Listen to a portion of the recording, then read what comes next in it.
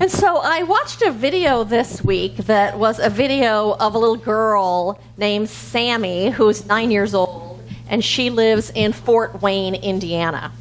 Well, she has started collecting bottle caps, like off of soda bottles and medicine bottles and the plastic lids, like off of mayonnaise jars and all these plastic lids. She's collected 1,600 pounds of plastic caps from every state in the United States, from Africa, Israel, and Germany, and more countries than that. And what she's doing is she has taken these caps to a company where they melt those plastic caps down and they are making buddy benches. Those benches are then being delivered to elementary schools, and they are for when someone is lonely, they can go and sit on that bench, and then somebody who would like to be their friend can go and talk with them, and they can go and play. Is that so awesome? And the little girl says, adults need buddy benches too, so they can have someone to drink coffee with. She says being included is so important. You know, she is participating in that law of circulation. She's collecting those caps and she's giving out of her love and her kindness. She is absolutely living with purpose. She is giving her time and her creativity and herself to make a difference in this world, to be a beneficial presence in this world. That's what she's doing. She is being a channel for her own spirit and for divine love to make its way into this world in a way that uplifts and cares and helps this planet. In a way for spirit to download and express itself through her. All of us are here to give of ourselves. We are here to give and to share ourselves and our gifts and our talents and the good in our lives in a way that blesses and in a way that makes a difference on this planet. That is that law of circulation. That's why Confucius says, those who wish to secure the good of others have already secured their own. Because when we give out, we receive. It's circular. And so last week, we talked about abundance and abundant living and what that means to live an abundant life and about that law of attraction. We talked about the fact that to live an abundant life does not just mean to have an abundance of money, but it means to have an abundance or to have plenty of whatever it is that makes our lives feel rich and satisfying. So that might mean for you having an abundance of friends, or an abundance of love, or an abundance of time, or of peace, or of creativity, or of opportunities. It's different for each one of us. And to live that abundant life is an outer experience of having plenty and having enough, but it's also an inner experience of being at peace and having a sense of safety and a sense of confidence, that all of that is the definition of living an abundant life. We need to know that our needs will be met. That's a need of us as human beings. We need to know that our needs will be met, that they're met now, and that they will be met.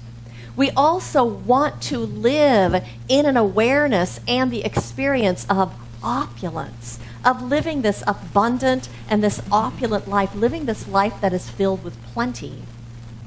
We want to be living a rich and fulfilling life. And we need to receive, but as spiritual beings, we also have this deep inner need to also give, to share ourselves, to share our love, and to share our spirit, to express our gifts and our talents that come naturally to us, and to share of that overflow of abundance that we have in our lives. And so this week, we took the dog for a walk, and as we got most of the way done with the walk and towards home, there was a man that was in his backyard, and he has like a sliding gate, and the sliding gate was all the way open. He has a loquat tree in his backyard, and he was up on the ladder picking loquats. And I said hi to him. I said, oh, what are you going to do with the loquats? And he says, oh, we've been doing all the stuff. We made cookies last week, and we're going to make muffins tonight. And it's like, that is so cool. I used to have a loquat tree when I lived in a different house a long time ago. And what's your name? And shook hands, nice meeting you. And we went on our way on our walk. And as we got about half a house down, he hollers, hey, would you like some loquats? And so we went back, and he gave us a whole bag of loquats, and it was so awesome.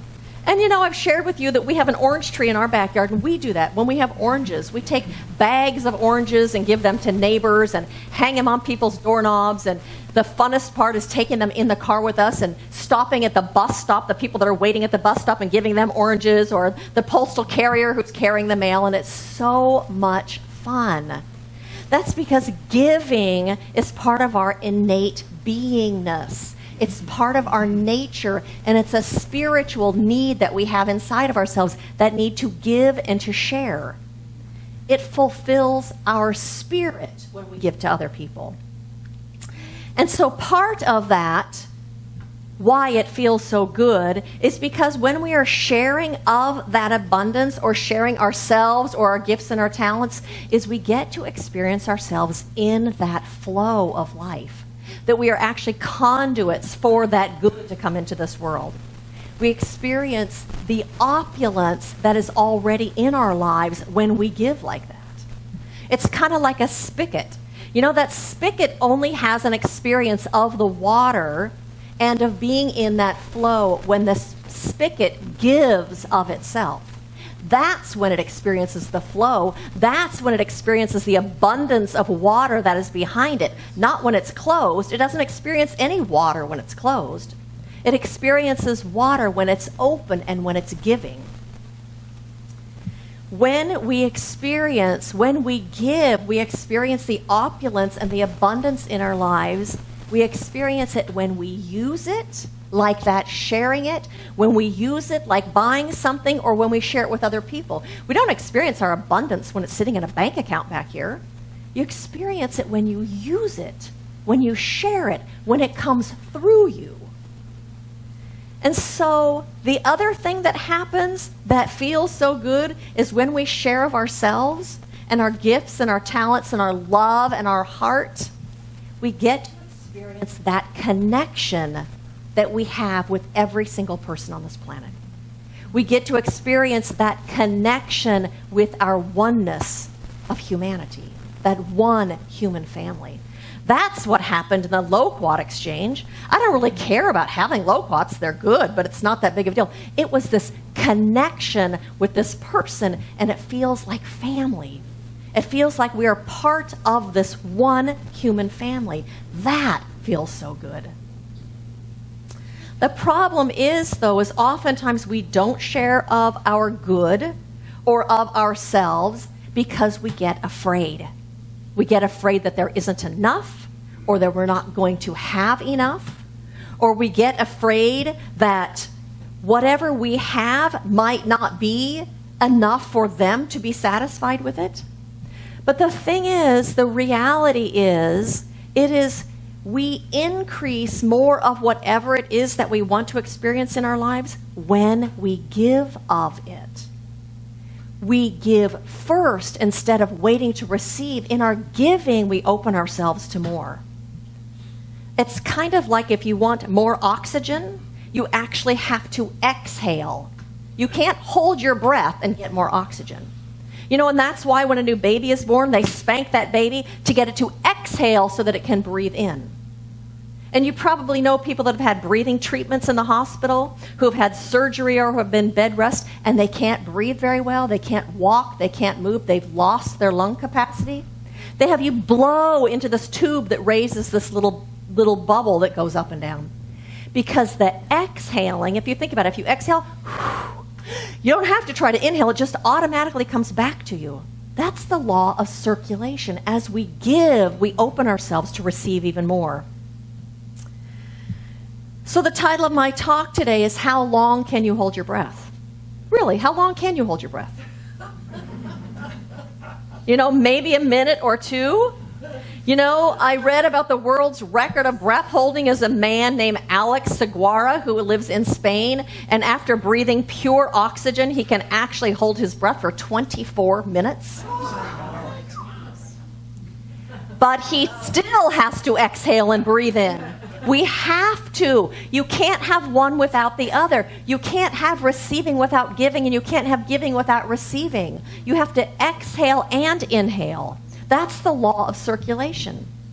And so what that means then is if you want more friends, if that's the thing that's going to make your life feel abundant, be a friend to everyone. If you want more money, give of your money in those places that speak to your heart and call to you, the places that are doing good works in the world. If you want more love, be loving. You give whatever it is that you want to receive because that activates that law of circulation. That's why it says in Luke 6:38, give and you will receive.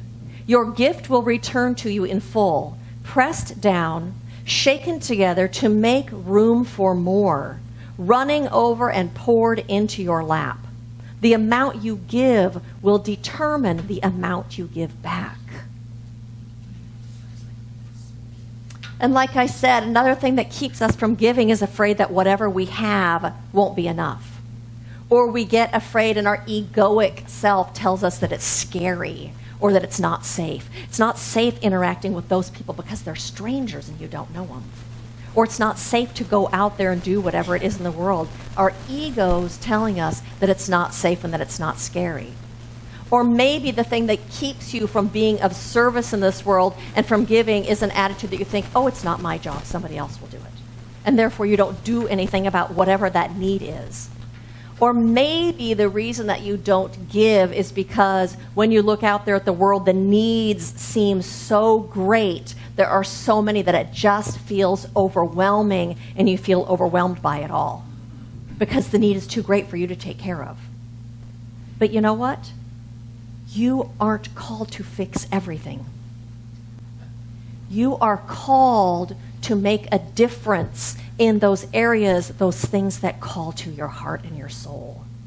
Those things that tweak you and that you feel passionate about. The things that call you.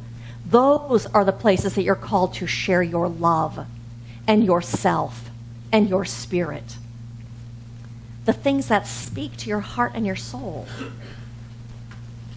And so there's a story that talks about a woman named Joni Eareckson Tada. She is the president of JET Ministries, a ministry whose mission is to serve the disabled. She herself is a quadriplegic. A few years ago, she was a spectator at the Los Angeles Special Olympics. Joni tells the story of watching watching the story of the people at the Special Olympics running the 50-meter race. The starter's gun fired and off the contestants raced. As they rushed towards the finish line, one boy left the track and started running towards his friends who were standing in the infield. The coach blew his whistle, trying to get the boy to come back, all to no avail. Then one of the other competitors noticed, a girl with Down syndrome wearing thick bottle glasses. She stopped just short of the finish line and called out to the boy, "Stop! Come back this way!" Hearing her voice, her friend, the boy, stopped and looked. "Come back this way," she called, and the boy stood there and looked confused. She realized he was confused, left the track, ran over to him. She linked arms with him, and together they ran back to the track and finished the race. They were the last to cross the line, but were greeted with hugs from their fellow competitors and a standing ovation from the crowd. She was doing what was hers to do.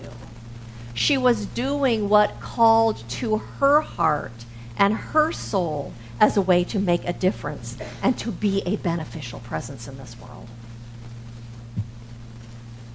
In our foundations class, one of the quotes in the workbook this week said, "By listening to our own hearts about such matters, following our own instincts, and giving where we are inclined to love, we find our role on the planet expanding." We discover our own tenderness for children expanded by donating to the Children's Hospital. We find our own deep compassion for the elderly evolving by doing work at a local nursing home. We uncover our love of ideas by helping at the local library. These are not just hobbies, and they are not just random opportunities. They are manifestations of the divine nature within you. They are expressions of your purpose for being. Our being of service in this world and sharing our love and our heart and the overflow of abundance in our lives is part of our purpose for being here. Giving and sharing and assisting is part of our purpose for being here. It's sole purpose. You know, I'm not sure why else we're here if it's not to love. I think we are here to love and to receive love and to experience joy and to experience this opulent life and to assist and to help and to share our hearts and our spirits with this world and with people and to make a positive difference. And so how are you being called today, at this point in your life? How are you being called to share your spirit, to share yourself, to share your abundance, to share your love, to share your spirit in this world? I'd like to take you through a little visioning process. You have a piece of paper in your bulletin that's a white sheet that has some questions on it. If you'll take that out. And if you need a pen, if you'll raise your hand, David will bring you a pen.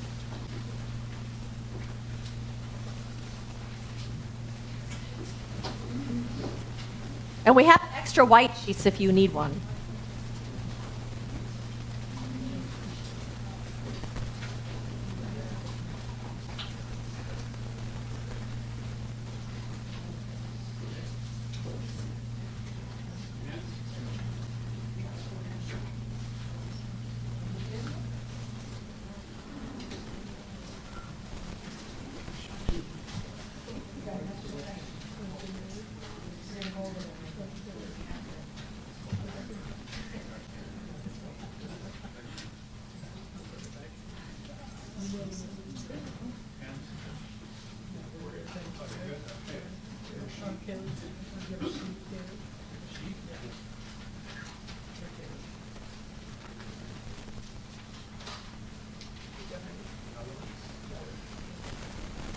And so I invite you just to turn within to that space within you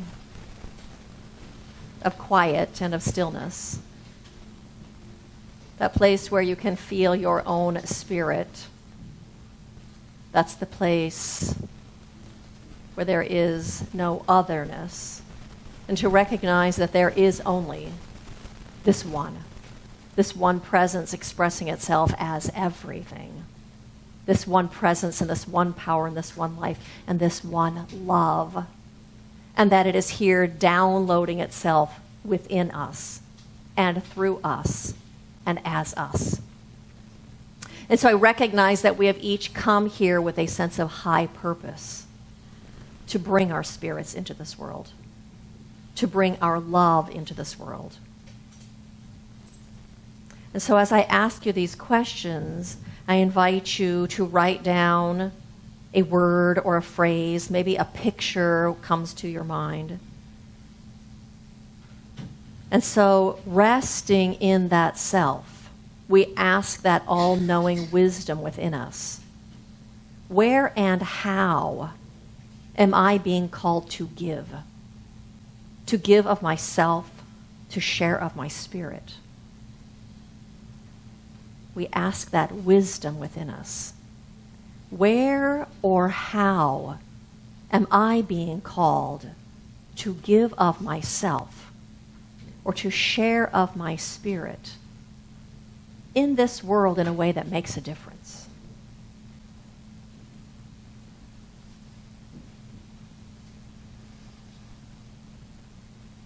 And to go ahead and write your answer down when it comes to you.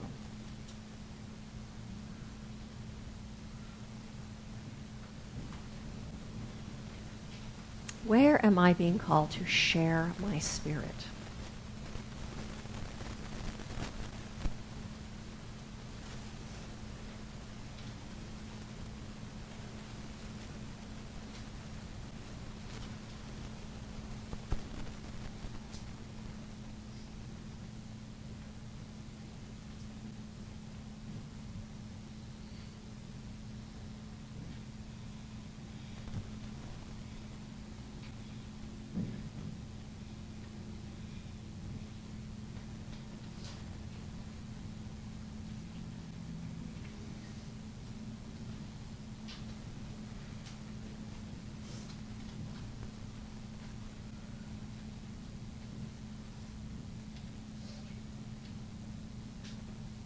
Where am I being called to share of myself, to give of myself?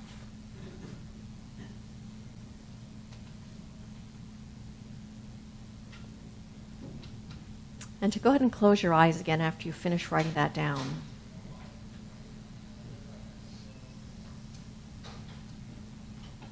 This calling of our spirit, that is part of our soul purpose, our purpose for being here. And so we turn within again in absolute connection and oneness with this divine presence that is our own spiritual essence. And we ask ourselves, what must I embrace in order to bring this vision about? What must I embrace in order to be this or do this? What must I embrace?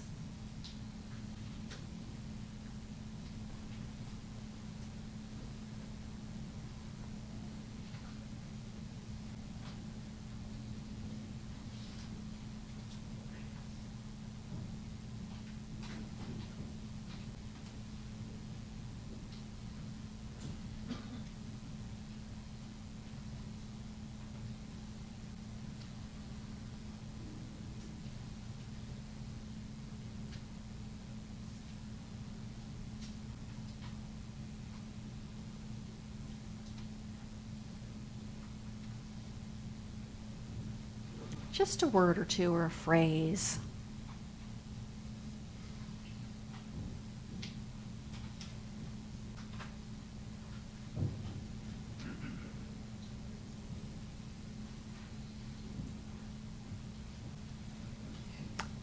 And moving back within again and opening just a little more and sinking in just a little bit deeper.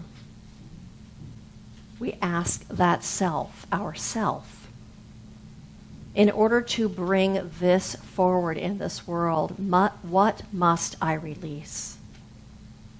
What must I release in order to bring this forward fully? What must I release?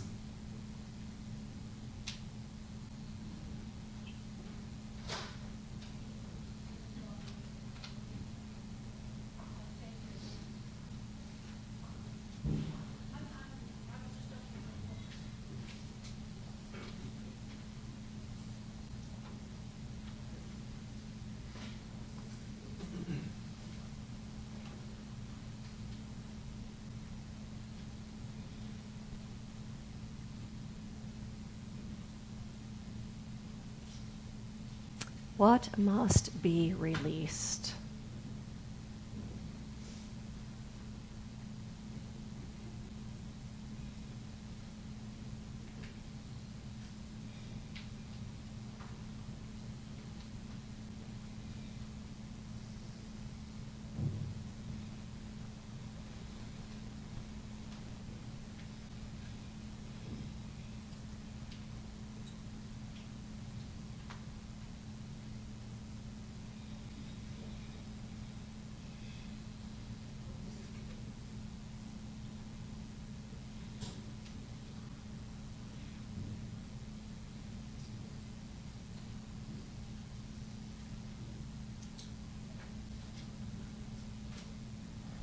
And turning our attention within one last time. asking that all-knowing spiritual essence of ourselves, in order to be this in this world, in order to do this in this world, what must I commit to? What must I commit to in order to bring this forward fully?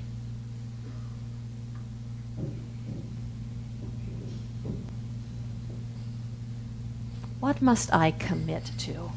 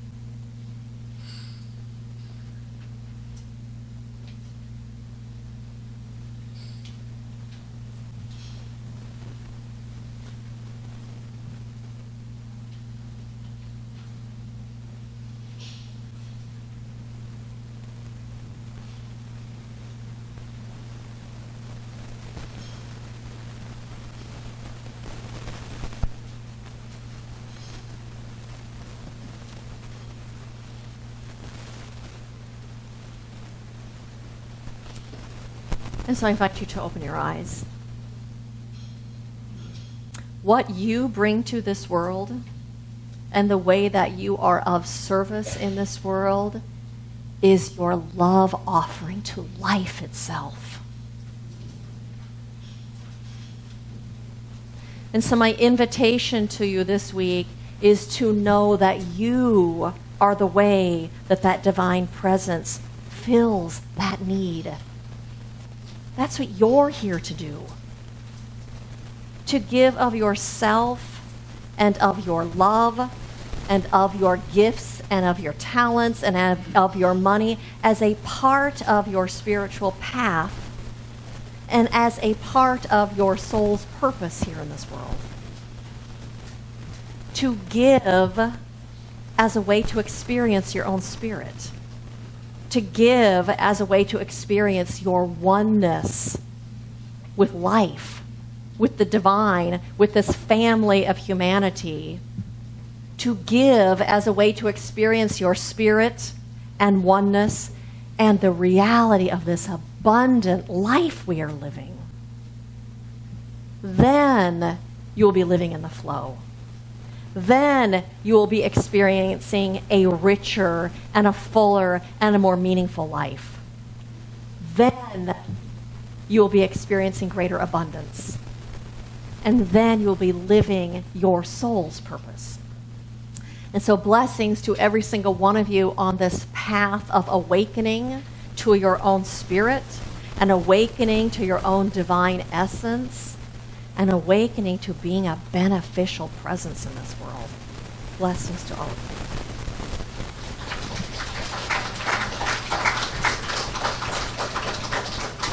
you. And so I invite you to join me in an affirmative prayer.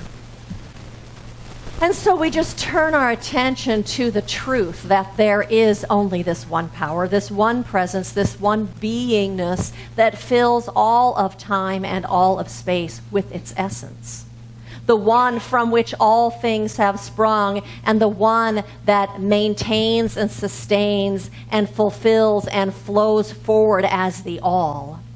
That one, the divine, God, Spirit, by whatever name you want to call it, is the very core and essence of everything.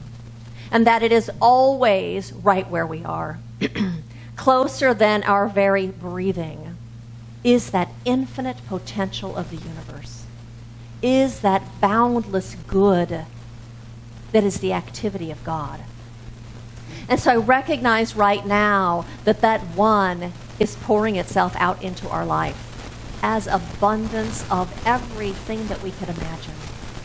as an abundance of friends and opportunities and financial abundance and good of every kind that is pouring itself into us as love and compassion and kindness and care, as the truth of our own power and our own wholeness. That today we walk this path of the divine, bringing that one into this world in a way that blesses everyone and everything. How good it is to be awake to that fact, to be awake to that truth. How blessed we are. And so it is said that I will pour you out the windows of heaven so that you may receive a blessing that is so large that you could not possibly contain it. I will pour you out into this world as that blessing. And so today we embrace that call of our own spirits. We embrace that call of the divine within us to be that presence in this world. What a blessing it is to be living this life of abundance, of receiving, and an abundance of giving. It is like filling us up from the inside. And so it is with a grateful heart that I release this prayer into that creative law of the universe, knowing that it is unfolding itself right now, simply because we have said yes, and simply because it is the nature of life and the nature of this game. And so it is with a grateful heart that I release this and I let it be. In gratitude, I say, and so it is.